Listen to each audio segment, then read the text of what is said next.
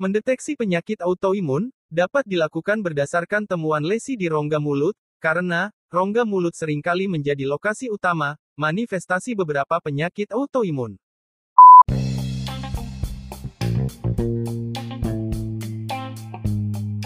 Halo, selamat datang di podcastnya Dokter Gigi Gaul. Episode kali ini akan membahas mengenai deteksi penyakit autoimun melalui lesi di rongga mulut. Rongga mulut merupakan refleksi dari kondisi keseluruhan tubuh. Beberapa penyakit dapat bermanifestasi di rongga mulut, salah satunya penyakit autoimun.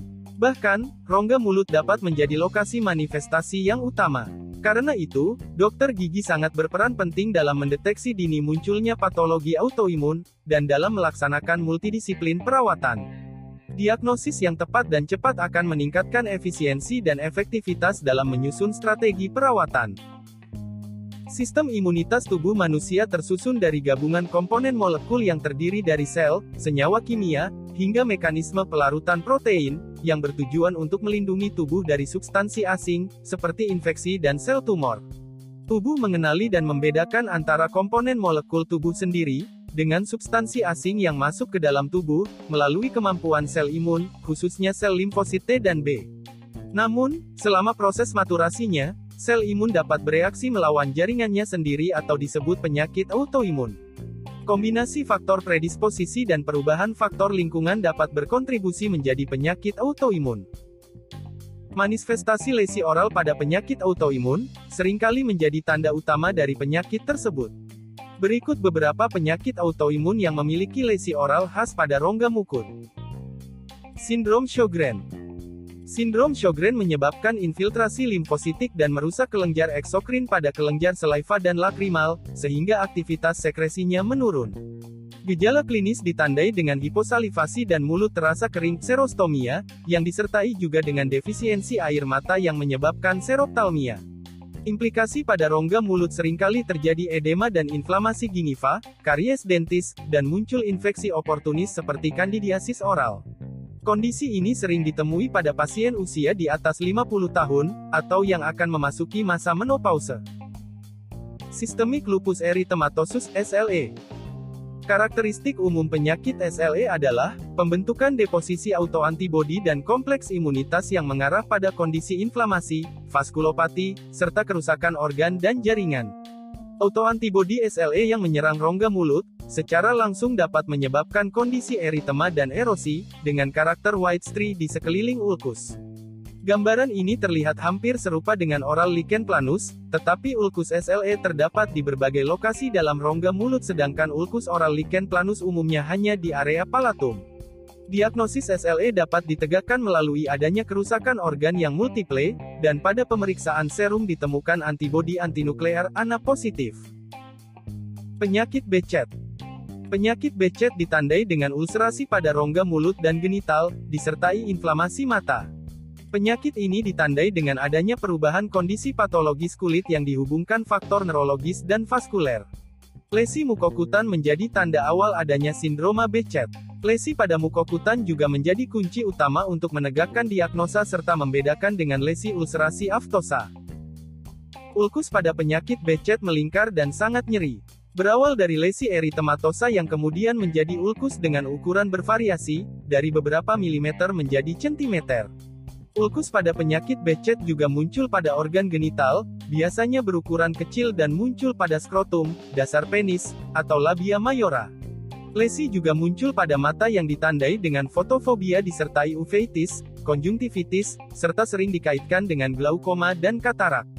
Sedangkan lesi pada kulit berupa papul atau pustul yang sering muncul pada area dada, leher, dan lengan. Pemphigus vulgaris. Pemphigus vulgaris merupakan kelainan imunomediasi kronis yang mempengaruhi kondisi kulit dan mukosa. Hal ini disebabkan oleh imunoglobulin G autoantibodi yang menyerang komponen desmosome, yaitu DESMOGLEIN1 dan DESMOGLEIN3. Hal ini menyebabkan perubahan adesi molekul sel, atau disebut akantholisis suprabasal keratinosit. Lesi oral sering ditemukan pada mukosa bukal, palatum lunak, bibir bawah, lidah, dan jarang pada gingiva. Lesi oral diawali dengan vesikel kecil atau blisters, yang mudah pecah atau ruptur, sehingga meninggalkan luka erosi dan menyebabkan rasa sensasi terbakar pada rongga mulut, atau sering disebut Nikolsky phenomenon. Pemphigus seringkali sulit dibedakan dengan ulcus aftosa, lichen planus, dan candidiasis oral. Sehingga dibutuhkan pemeriksaan penunjang histopatologi dan pemeriksaan imunofluoresen. Kondisi ini sering dijumpai pada wanita di atas usia 40-50 tahunan. Mukos membrane pemphigoid (MMP). MMP biasa menyerang pada mukosa genital, konjungtiva, mukosa membran kulit, dan oral. Hampir 94% kasus MMP menyerang area gingiva berupa lesi pemphigoid yang sering disebut sebagai gingivitis desquamasi. Lesi berupa eritema atau ulserasi nyata yang mengenai attached gingival dan adheren gingival. Lesi juga dapat muncul pada palatum, mukosa bukal, bibir, lidah, dan faring. Kondisi ini juga dapat menyebabkan sensasi terbakar, perdarahan, dan kerusakan saluran mastikasi. Pemeriksaan penunjang untuk menegakkan diagnosis. Ciri khas penyakit autoimun umumnya melibatkan sel T-sel reaktif, autoantibodi, dan peradangan. Pemeriksaan penunjang diagnostik tes bertujuan untuk menentukan faktor penyebab sistem kekebalan tubuh berbalik melawan inangnya. Hasil dari pemeriksaan penunjang selain dapat mengkonfirmasi diagnosis, juga untuk memperkirakan keparahan penyakit, membantu menilai prognosis, dan mengevaluasi perjalanan penyakit. Pemeriksaan laboratorium dalam penyakit autoimun meliputi pemeriksaan darah lengkap dengan diferensial, panel metabolisme komprehensif, penanda inflamasi, autoantibodi, dan flow cytometry. Evaluasi laboratorium yang komprehensif terhadap dugaan penyakit autoimun dilakukan secara berkesinambungan dengan evaluasi klinis menyeluruh, sehingga dapat diperoleh pemahaman yang lebih baik tentang penyakit imunologis yang diderita pasien. Pemeriksaan pasien untuk penyakit autoimun kompleks tidak hanya satu tes laboratorium, biasanya membutuhkan beberapa tes laboratorium untuk mendapatkan hasil yang akurat. Sebagai penutup, berikut beberapa poin yang perlu diperhatikan dari penjelasan sebelumnya. Mendeteksi penyakit autoimun dapat melalui identifikasi lesi di dalam rongga mulut. Bahkan beberapa penyakit autoimun memiliki gejala utama berupa manifestasi di rongga mulut, seperti sindrom Sjogren, sistemik lupus erythematosus (SLE), penyakit Behcet, pemphigus vulgaris, dan mukos membrane pemphigoid (MMP).